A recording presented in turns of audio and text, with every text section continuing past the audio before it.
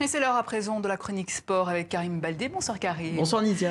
Et on prend tout de suite la direction de Kigali où le Tour du Rwanda s'est achevé à la mi-journée. Étape courte de 82 km, mais relevée, idéale pour conclure en beauté cette belle semaine de cyclisme. Avec en point d'orgue le mur de Kigali. Vous allez le découvrir tout de suite à l'image. Une pente raide et pavée de 500 mètres avec des portions à 17%. Les 60 coureurs rescapés de ce tour l'ont grimpé à 2 reprises. Sur ce parcours donc exigeant, seuls les hommes forts pouvaient postuler à la victoire. Et dans le sprint final, Asdin Lagab prend le dessus. Le voici, l'Algérien finit l'épreuve comme il l'avait commencé par un succès d'étape, mais derrière, Samuel Mugisha peut lui aussi lever les bras. En jaune depuis lundi, le Rwandais est donc sacré grand vainqueur de cette édition 2018. Et juste avant de l'écouter, on va découvrir le classement général final. Tout en maîtrise, Samuel Mugisha conserve ses 21 secondes d'avance au général sur son compatriote Jean-Claude Ouizeye. L'Éthiopien Moulou Aï-Michael monte sur la 3e marche du podium. Lagab et Lozano complètent le top 5, mais honneur au vainqueur. À seulement 20 ans, Samuel Mugisha devient le plus jeune lauréat de l'histoire du Tour du Rwanda. Je vous propose de l'écouter tout de suite. Il répondait au micro de nos envoyés spéciaux. Dès la première étape, j'avais en tête de gagner ce tour. Tous les jours, j'ai essayé et lors de la 2e étape, j'ai gagné et pris 21 secondes d'avance. Je me suis dit que je ne devais pas perdre le maillot jaune. Ça me rassure sur ma force et le fait de continuer à travailler dur. Mon futur est dans le cyclisme. Je souhaite faire des grands tours comme le Tour de France ou d'autres. Allez, on passe au football, Karim, début de la saison, ce week-end en France, en Angleterre ou encore au Portugal.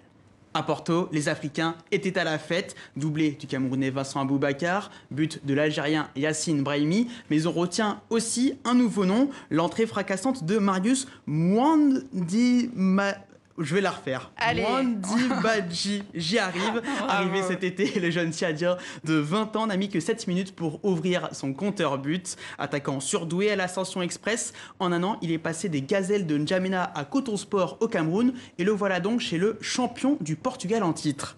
Direction Liverpool, nul besoin de vous présenter cette fois-ci Sadio Mané, tout le monde le connaît, le feu follet sénégalais, déjà buteur et déjà même auteur d'un doublé dès la première journée du championnat anglais. Le pharaon Mohamed Salah a marqué un but, à noter également la belle prestation du Guinéen Naby Keita, la nouvelle recrue des Reds. Et puis chez les filles, un mot de la Coupe du Monde des moins de 20 ans. Le Ghana sauve l'honneur, déjà éliminé avant leur dernier match de poule, les Black Princesses terminent par une victoire 1-0 contre la Nouvelle-Zélande. Demain, le Nigeria, autre représentant africain, joue une place en quart de finale. Ce sera contre la Chine.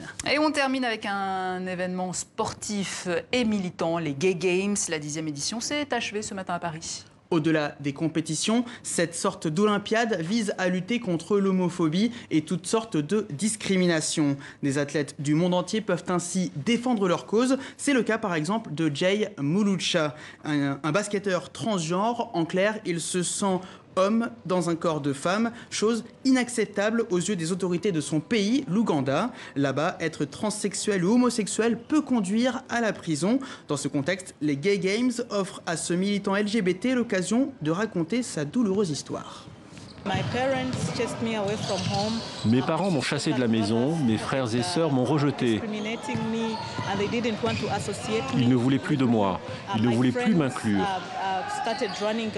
Mes amis ont commencé à s'éloigner de moi quand ils ont appris que j'étais une personne transgenre. Ils voulaient se tenir à l'écart.